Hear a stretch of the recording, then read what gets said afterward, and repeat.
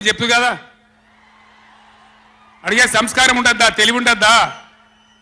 అన్నా ఏందే ఇట్లా అంటారు కేఆర్ఎంకి అప్పచెప్పమంటారు ఏం చేయాలి ఈ పొన్నాల లక్ష్మయ్య గారు ఉన్నాడు హరీష్ రావు ఉన్నాడు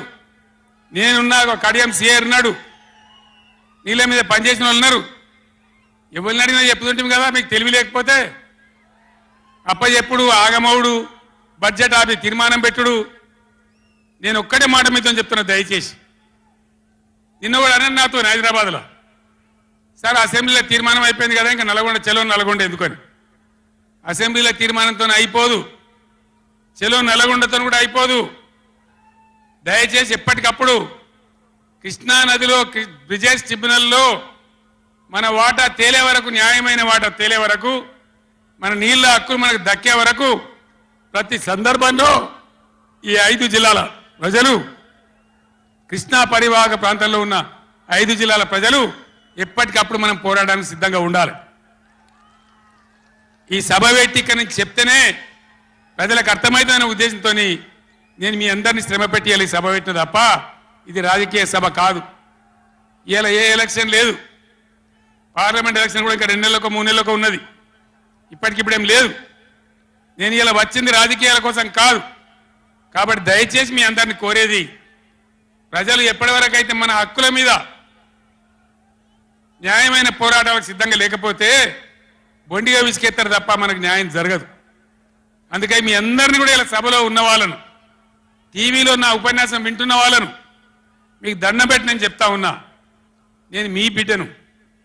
15 ఏళ్ళు పోరాడి సావు నోట్ల తలకాయ పెట్టి చివరికి సావు దాకా పోయి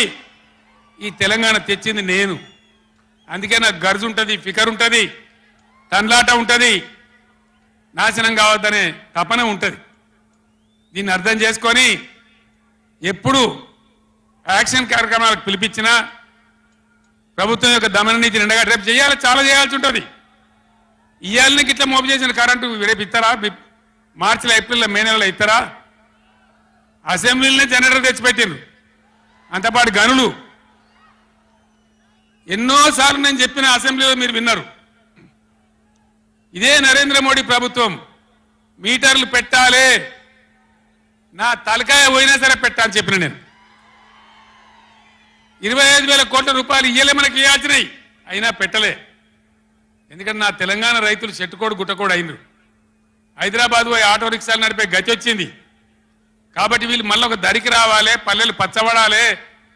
రైతాంగం బాగుంటే అందరికి పని దొరుకుతుంది చిన్న రైతు పెద్ద రైతు అందరు బతకాలని చెప్పి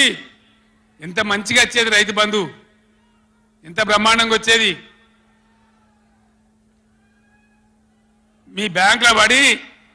టింగు టింగుమని మీ ఫోన్లు మోగుతుండే ఇప్పుడు బ్యాంకులో వడులు లేదు ఫోన్ మోగులు లేదు ఏం మోగుతుందిరా అంటే రోజు అసెంబ్లీలో అరుస్తా ఉన్నారు పనికి మాలిన మాటలు అంతే కదా మీరందరూ చూస్తున్నారు కదా